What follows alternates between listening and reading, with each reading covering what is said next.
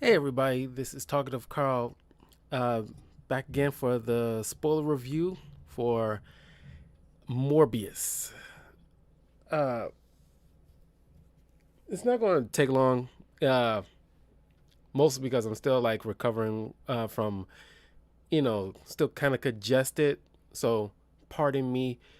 Uh, but I watched the movie yesterday. No, no, it was 2 days ago, Thursday. And I want to wait till at least Saturday, giving people time to go actually see it. So this is full spoiler reviews. Uh, and I've seen other people's reviews so far after I've seen it, and on the audience score is like 60-ish%, somewhere between 60 and 69. I mean, it's like for audience, uh, reviews, and it's like, and other times it's like kind of low, and it's I can see why. It's in my personal opinion, it's okay. I think most people are a little bit more harsher on it than necessary, in my opinion. But I can see where they're coming from. Uh, I don't care for certain, because like there's certain, they had to reshoot a lot of stuff because this movie's supposed to have came out uh, a few months prior to Spider-Man No Way Home. But for even to this day, I thought it was like a strange call to because like COVID reasons, but even still, when it's supposed to came out last year, at least a couple of months prior to Spider-Man No Way Home, people were still fairly going to the movie theaters regardless, so it wouldn't make no sense to push it any further than you needed to. And of course, at around that time, people was worried about the Omicron variant, but that Spider-Man No Way Home kind of proved it meant nothing, at least to most people. And so there's been like certain reshoots and edits that like you know, for the most part don't care for.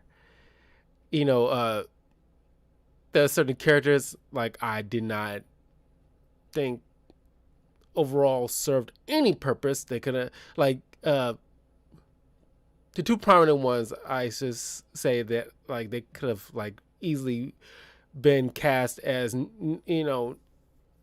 just any generic actor to do so, because they got Tyrese Gibson and you know what's his name, something Madrigal, Al Madrigal, as these two cops, and it's like Madrigal just say some dumb joke that doesn't land well, and Tyrese plays the stoic cop that you know good for Tyrese for getting his paycheck, but it's like they didn't really need to waste the money on Tyrese Gibson if all he was gonna do is brood and say a line very sternly, and it's like you kind of wasted these actors. I mean, from what I've gathered from Al Madrigal, he's supposed to be funny in a lot of stuff. I'm pretty sure I've seen him in stuff, but not really. Uh, Nothing's jumping out at me, but I'm assuming he's pretty damn funny.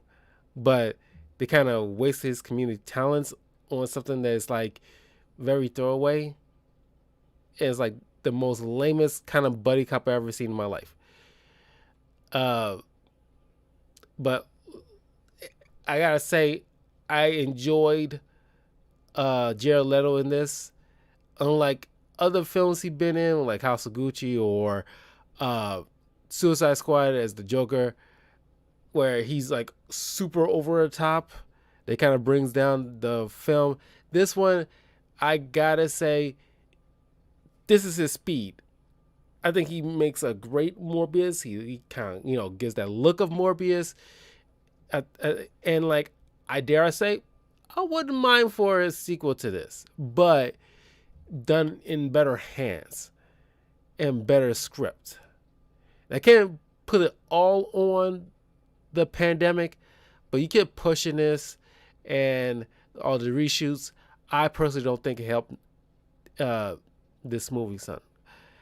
And most people don't think there needed to be a Morbius film. I think Sony's really like throwing stuff at the wall and see what sticks. And it's like, I personally don't think we need like a Craven the Hunter movie. Especially they casting the guy who was, Quicksilver in Age of Ultron. I think they got him to be like Craven. And it's like, should have gone with somebody else that haven't already been in a Marvel film at this point.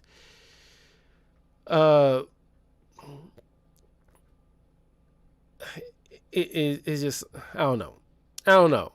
Sony really want their own little franchise going on, and it's like, Venom is doing all right, but even then, that's you're really like grasping at straws. And then people love Venom. He's like a household name since the 90s, but you only barely just made it passable for a lot of viewers on that. So Sony's really pushing it. But anyway, the movie begins with, just like you see in like the trailers, which, by the way, I love the first trailer to the Morbius film. I love that whole thing with him humming to the classical music, and it played well in the trailer sequence, and they completely cut it out like in the next couple of trailers afterwards, and that you don't see him do that here. And it's like, I don't know, that could have been his thing. It's like he likes classical music, and he's saying like dun dun dun dun dun dun dun. It's like, I don't know. I was like, oh, okay, I kind of liking that. It was like, but they kind of completely cut that out. It's like, I kind of like that. I don't know why they took it out. Love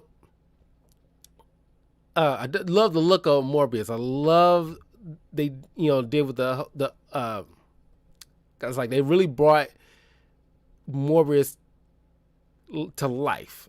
It's like that's a pretty good looking Morbius, to say the least. He's going to Costa Rica to gather these vampire bats for his experiments, because the only reason it was always until maybe like a few years ago, and even prior to that, when I was younger, bits and pieces here and there, I seen Morbius in comics, but the way I was introduced to Morbius was the 90s Spider-Man TV show. And like since then, it's like Morbius became part of Spider-Man's Rose Gallery, or sometimes an anti-hero, because he's a living vampire. He's not like the traditional vampire.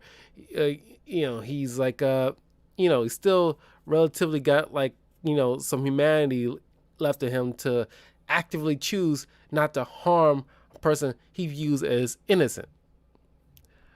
But if push comes to shove, if he has to drink blood, he will just seek out a bad guy and just like go ham. If push comes to shove. But usually try to find like, synthetic blood to, or like some other substitutes so he doesn't have to feed on a human being. Which they kind of placate to this in the film. But yeah, you see like a flashback of him as a little kid, and he's suffering from like this kind of disease, or like a blood disease. What in the comics is kind of like a blood disease, a blood illness. And him and his friend like Milo, but his real name is Lucian. I don't know why he like give him like a nickname Milo for some reason. I think they could have stuck with Lucian, because Lucian, I'm pretty sure is like in like old vampire, Bram Stoker kind of stuff with like that name Lucian kind of rings a bell. But I think if you watched in the Underworld films, like there was a Lucian there. That's where my mind immediately went to. Like, you could have just stuck with Lucian. It's kind of like a good kind of a throwback kind of name for like a vampire or a werewolf kind of character. Has got a name Lucian. It's very gothic kind of name. They call him Milo, and you know the doctor or surrogate father, played by Jarrett Harris, who saw potential in Michael and his brilliance with, he tooled around with the, like one of those little machines that is helping Milo, as he's in the hospital bed, but it kind of went faulty, and he ended up saving the boy's life, and so he turned out to be like a famous doctor, and like curing like people with like blood illnesses like him and Milo. And so that's where we, give the whole bat thing. And he has like they kind of like just it, because they make it seem like this, the Dr. Martine Bancroft, played by Adria Arjona, and she wasn't bad in this, but it's just like they make it seem like, oh, they're just colleagues, but then towards the end in the third act, it's like establish some kind of like romantic kind of interest, and it's like, I was satisfied with their relationship as like maybe potential relationship, but it seemed kind of like fast track. No, they got to have a relationship, and it's like you could have done, since it's like a vampire thing, you could have done the Blade thing. And it's like, no, they're colleagues with a good relationship, and she just wants to help. I could have been satisfied with that. I think a lot of people would have been satisfied with that, but there's some things where it's like, excuse me.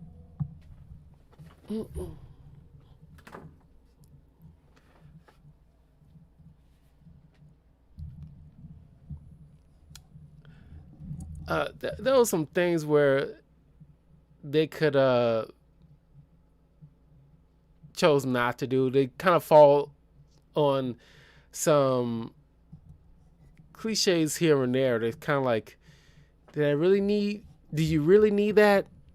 Was that necessary to add in? Because I don't think this relationship was needed. It's kind of like they felt like they had to. But then after he did this gene splicing thing, and they had to go on, just like in the comics, Morbius had to be on this boat on international waters to do these experiments because it's like very illegal. It's not like the proper procedures to go about, doing this kind of highly experimental experiment.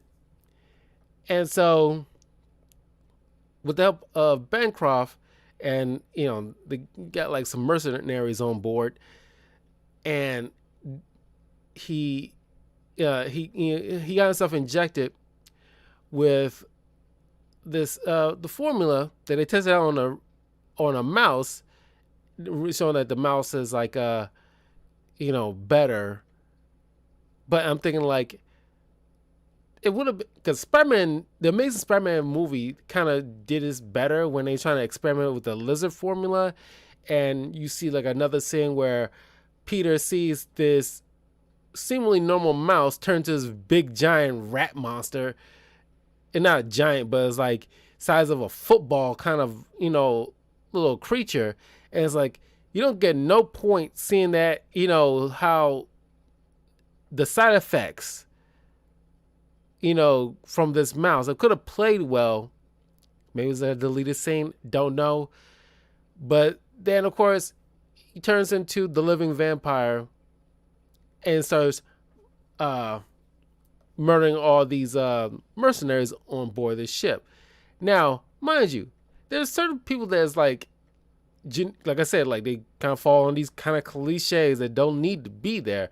But like there's these, back in the past, there's these little bully kids that's like pointing and laughing at like the sick kids in the building across from them. And it's like very, very generic bullies, like you guys are sick, and It's like, why would you laugh at that? Like, I've been bullied before, and it's like things that typical bullies will bully you for, and not something that's like, cringy. And it's like, you don't bully a kid with like a disability. That's just like very low hanging fruit, and you kind of look like a jackass. There's no bully that I've known before who like will laugh at somebody with a disability or illness. That seemed like a jerk thing to do. It's like you gotta have some level. Even like there's bullies I know that at least have some level of humanity, or at least some level of like barrier. It's like, okay, it's like that. I wouldn't do that. That seems like a dick thing to do. Uh, but then like Milo got this letter from Michael, and they laugh at the bully. It felt like went on, and the bullies found it and started laughing. Oh, you got a letter? And it's like, you got a letter? You laugh at that?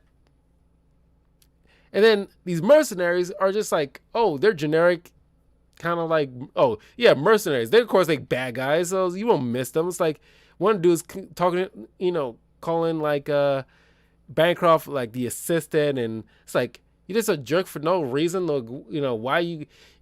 It's like he's gonna die anyways. No need for him to be like an asshole. He could just been like, I'm here, just do a job, and I'm just checking up on you.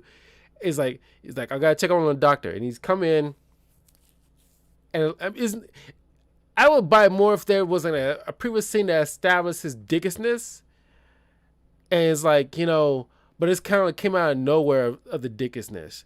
Like he met her, he's getting on board. It's like he's met her like, like, so you must be the nurse. I'm a doctor, thank you very much. Oh yeah, sure. Kind of thing. Just kind of build to that, and then you can get this scene where he's like still treating her like the assistant with no kind of regard for her status or anything like that. Then, I'll buy maybe a little bit more from that. But no, he's just a dick just for no reason. And then, of course, Morbius breaks out, kills all these guys. And that's another thing. Just like with the Venom films, this could have benefit from being rated R. And it's like, maybe I'll buy Venom because it's like I said, he's a household name. So like, of course, maybe some kids will want to see Venom. But that's the thing. Sony has a weird problem to like, when it comes to, as Deadpool kind of proved, there are some characters that you cannot bring your kids to. And I know Sony wants to get all the money that they, want, as much as they can by trying to market to everybody. So it became a detriment to the rating. But it's like, you see all like the Joker and Deadpool, it's like they prove that you have, like people come out to see these movies if it's rated R regardless. There are some kids back in the day that, excuse me, kind of, like snuck and watched R-rated films regardless. But even still, you cannot bring kids to these things. Not everything is meant for everybody. And you'll still make your money. It's like, and then it's like later on when streaming and everything like that, kids will go, try to watch those films later. But you that gets on my skin. It's like, what is up with Sony? It's like, Venom is not a kid's movie, by and large. But at the end of the day, it's not a kid's thing. He's not Spider-Man. This is not a Spider-Man film where you can bring your kids to. He's not Captain America. He's not Hawkeye. It's not a fun thing. It's not a kid thing. By and large, at the end of the day, characters like these are anti-heroes, and by definition, they will kill people. And sometimes in gory ways, and it's like it just boggles the mind. These things are not necessary. I don't know what's in like the higher ups' heads because obviously it has something to do with trying to rake in as much money as possible, because they know half of these things are going to suck, and they just throwing things at the wall.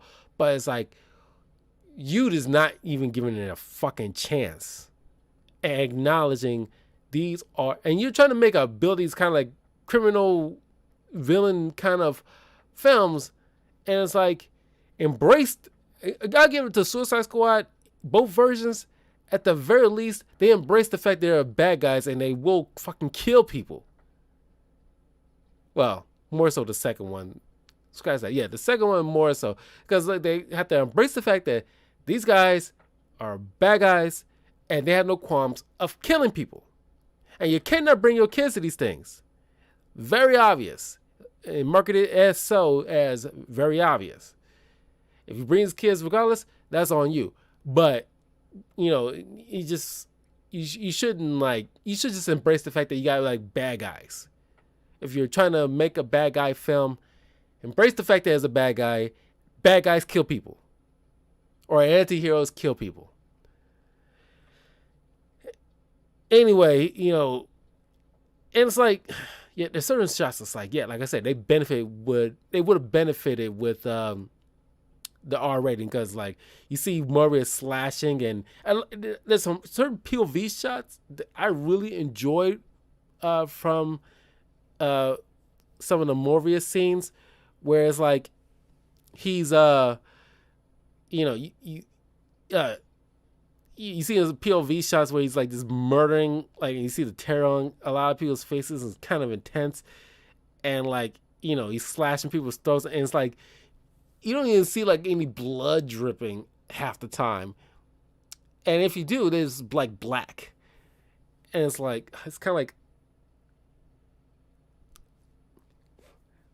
like the YouTube situation back in the day, when like some people when the last Mortal Kombat game came out, Mortal Kombat 11, and some people was trying to stream it.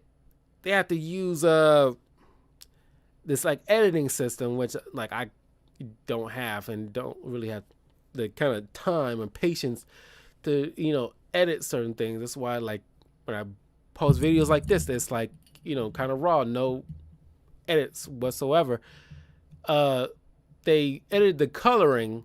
Instead of making it red, they make it like blue or purple or whatever, so it can get past this kind of like, because YouTube's algorithm confuse it with real blood and not like this is like a video game, so it's fake. Don't know how you confuse the two. And it's like they trying to get past like because the fucking rating once again, and it's like it just like it. I can see it take people out of it a lot of the times, and that is just like a disappointment. So Morbius comes out of it. He realizes what he's done. He calls like he radios in for help. He erased like any footage of him like committing these gruesome murders, and he jumps off the boat. He somehow makes his way back to New York, and he keeps checking on this kid. He looks over because she has like a kind of like a blood disease kind of thing situation too, and it's like we never see him go back to her, tend for her, like don't know, could have had just at least one scene with this chick, his little girl, and it's like, but he kept coming back. It's like you would think like he would like say some kind of goodbye or something like that, or something. But it's like okay, like you kind of establish some kind of relationship with this kid, like he's like looking like he's really care for his kids, but that wasn't nothing. But then he goes to his friend Milo, and Milo, played by Matt Smith, who was like Doctor Who. He's one of the doctors from Doctor Who. I think he was the first one. I could be wrong, but it's like I don't watch Doctor Who. Uh, but like him and the guy who was Kilgrave and Jessica Jones, like those are only two people that and then the lady. There's only three people that I knew that was from Doctor Who, by the face. But because I think they're more popular ones. Like I said, I haven't watched Doctor Who. Like I'm pretty sure other people have like other iconic doctors and what have you. But it's like, yeah, those are only three like I recognize. Uh, but he obviously was having a ball. Like him and Jared Leto was probably the only two that I really enjoyed the most out of this entire film. And like he was like having fun being a bad guy, and it's like he's he like even after he meets up with Morbius because he was sitting there testing himself. Let's see how long he goes without drinking blood, which at first was 6 hours at the most, but then it's kind of downgraded to 4. So he's kind of building a tolerance on these synthetic blood he's drinking just to sustain himself. And it's kind of like, you know, just to put it into perspective, a vampire who, you know, feeds off of bloods to keep themselves alive, you know, kind of like the same how humans need food, you know, every, like 3 to like 6 hour period, to be able to like, keep the motors running. Same thing with vampires, except replace food with blood. And it's like, because you ever went, like a day without food and you get that kind of craving, like a aching kind of craving. That's how vampires is. It's like they kind of, you go too long without blood, they have this aching craving, and you go like, kind of ravenous. It's saying like you just tear into, like you finally get like, you waited like, several hours to eat, and you finally get like you go to like a restaurant or something, you got like a big plate of food and you just tear into it. Same diff. Uh, uh, I like the scene where it's like he's trying, you end up tearing, his friends seeing his like face, and he's telling like leave Michael, and it's like I said, I love the like the makeup and the graphics where it's like, you see the like the like the creature coming out when he's like getting agitated, like leave, and it's like, you see like the whole thing. I like that. I really like that, and it's like kudos to like the graphics and the makeup department on that one. And it's like Miles is not hearing it. He wants to be cured, and unlike, what was that movie? Oh yeah, unlike Amazing Spider-Man 2, where like uh uh Harry Osborn, and it's like seemed like I run out of time, I need it, and it's like your father went a very long time, before he died without that, cure kind of thing, and like you're trying to make a rush on it. It's like you're making something you're going to die tomorrow. This seems more believable considering he's like late 30s, early 40s, and he's like, time, is not like his friend at this point. And like you can see, like he can believe the desperation in him. And he steals one of the formulas from Michael underneath his nose. Don't know how that even happens. And then obviously injects himself at a certain point. And there was a certain scene where like, Milo's in his loft, and he's like dancing to this music. I don't know what the heck the music was. It's very like, kind of like very, not rave, but it's like very party club music. And it's like he's shirtless. He's sitting there like doing push-ups and stuff like that. And it's like from what I've seen him in like certain images, it's like he always seemed like a very like skinny dude. And it's like where did he get all these abs from? Like, holy shit. It's like, he got, because Jared Leto, same thing. He's got all these, like, wicked abs. And it's like, Jesus, you and this Chris Pratt workouts. God dang. And he's like, I'm just like, whoa, where the hell these abs come from? You seem so frail sometimes. But it's like, so he's having a good time playing this bad guy. And he's on this freaking killing spree, just embracing, like, his whole monster side, not realizing, like, what he's become. And Michael gets, caught by the police. Like I said, the two cops were just like, they didn't really need to be cast in this. They could have been just any generic actor.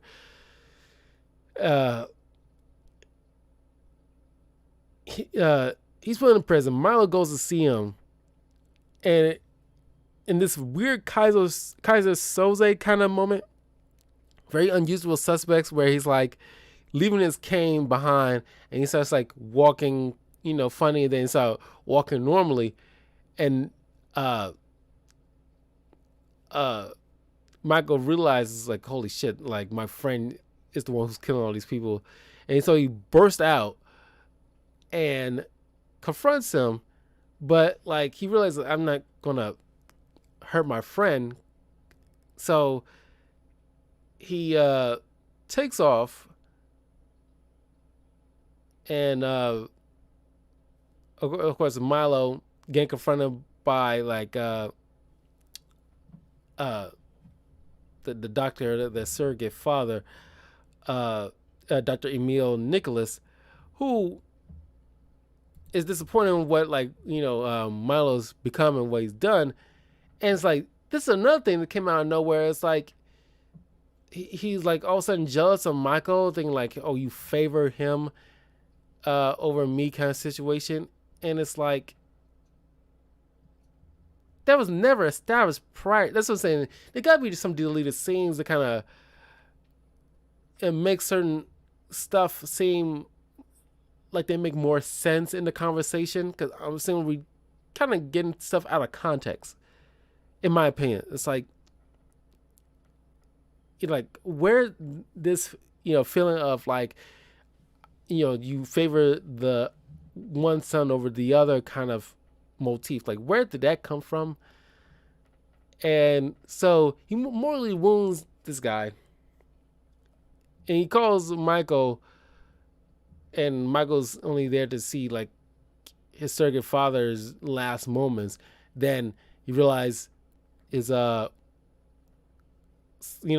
of a sudden girlfriend getting in trouble. He goes to confronts Milo, and like, of course, she's left mortally wounded, and like, she convinces him to take some of her blood to recharge, to take on Milo. And at that moment, there's another moment too in a few scenes later that's kind of give me Dracula Untold vibes, because just like in Dracula Untold, check out that video, my spoiler review on that one too. But it's like, he drunk her blood in order to take on this final adversary, and it's like very Dracula Untold. I was like, holy crap! It's like, what is the director? Because like, there's certain scenes where it's like, like very Batman Begins. They even ripped off the same score, and I think a lot of people point that out. And it's like, I saw that too. I heard that too. It's like, is that Batman Begins?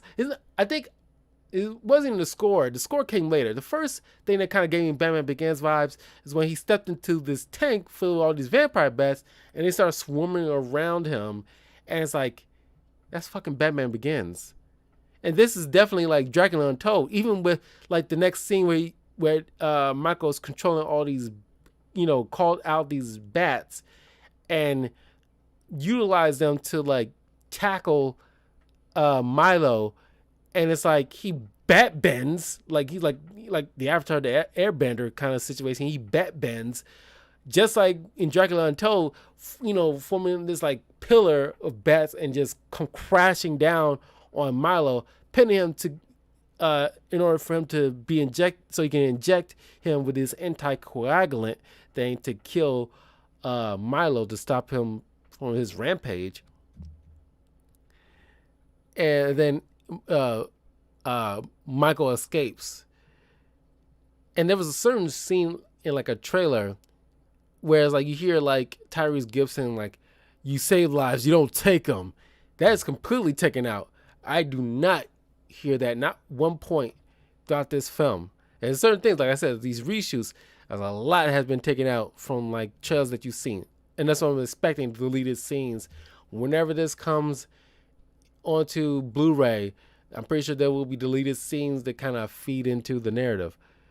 But then, of course, the movie ends with like his girlfriend waking up, and of course she has vampire powers, and see what come of that, if any.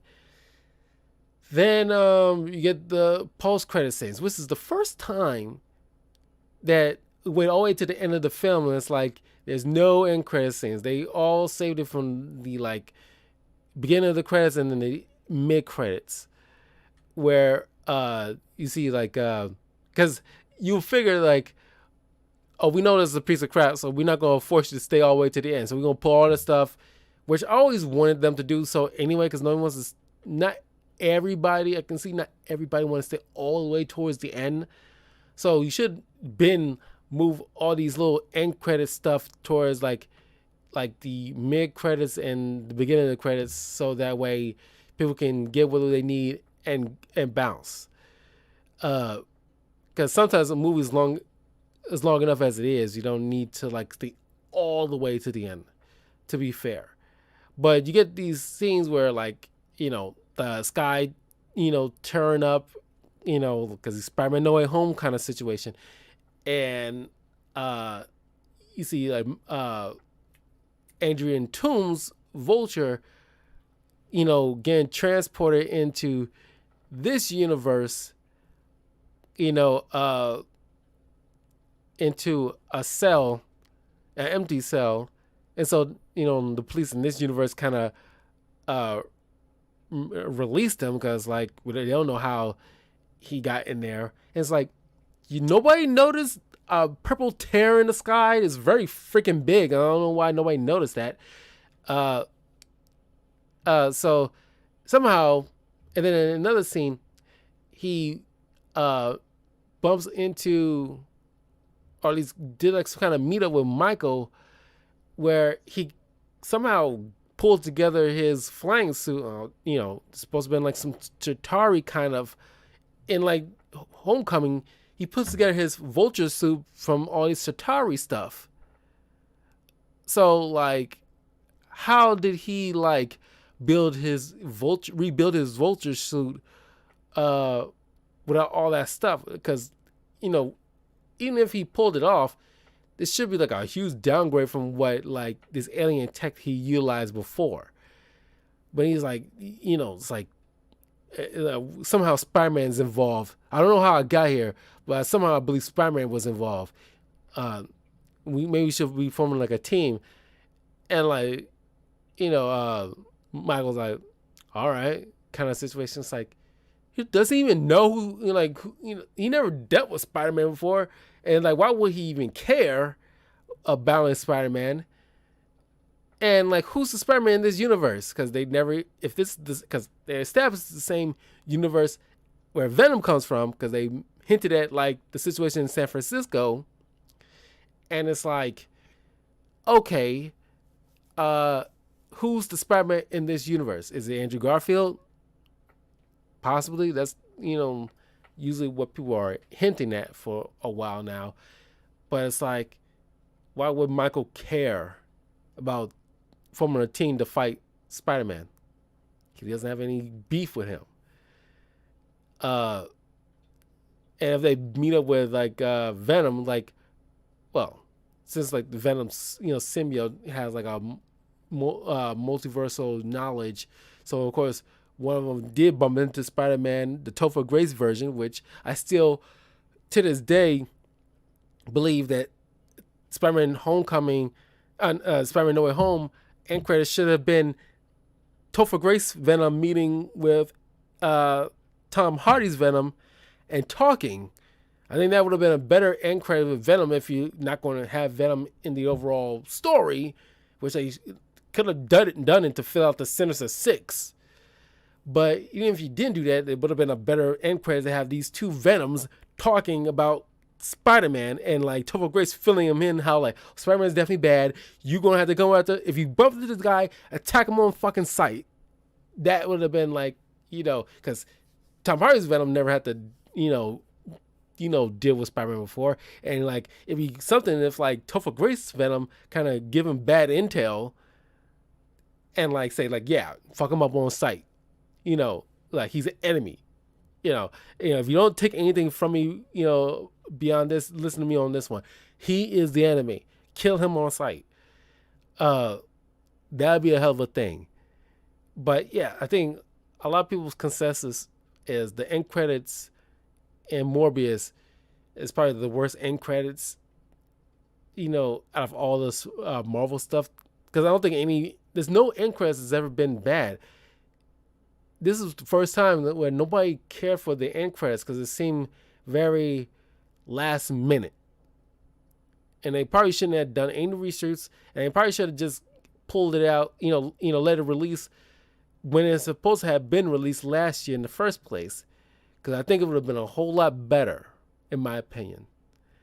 But like I said, it's not terrible. There's certain stuff, because I like there's certain slow-mo scenes that I think I liked, but I think they kind of like went overboard with them. I like certain design choices with like the paint splatter kind of movements in certain areas when Morbius is moving around. I thought that was like a cool choice, a decent choice. Some people are saying like they use it to cover up any kind of bad CGI, but it's like I don't mind the paint effects. I think that's like a unique effect that I don't think is utilized that often. But a lot of people are really like put some hate on it. Like, I watched a lot of Darren Merle's reviews on certain because I really dig his take on movies in general. I think I listen to him like more often than not than any other reviewer because he always puts like a very fine point that I usually tend like 99% of the time I tend to agree with a lot of his opinions on film and TV shows. Like except for like Cruella, I think I disagree with him on because I actually love Cruella. I don't think he liked it at all. And then this movie, he really like laid into this movie, and I don't think it's like completely fair. I can see why it's not for everyone, and I definitely see there's some, like I pointed out right now, there's some certain bad choices out of this, but people really like want to rub it into the dirt how bad it is, and it's like really it's not that bad. You're making it seem like it's the worst movie you ever created. It's like it's really not that bad. It's definitely, I think it's on the same par, or maybe slightly below Let That Be Carnage. But like I said, it could have benefited if it was rated R and they didn't do those fucking like the fucking reshoots. I think, like I said, if they would have kept it the way it was and released it when it's supposed to have been released last year, I think we might have a different opinion on it. But yeah, that's my review for Morbius. I mean, like I said, it's all right. Very middle of the road for me. It's like, I don't hate it, but like I said, it could have been a whole lot better. But let me know what you guys think if you've seen it already. But yeah, I'll see you guys in a little bit when I do my spoiler review for season 3 of Clone Wars. So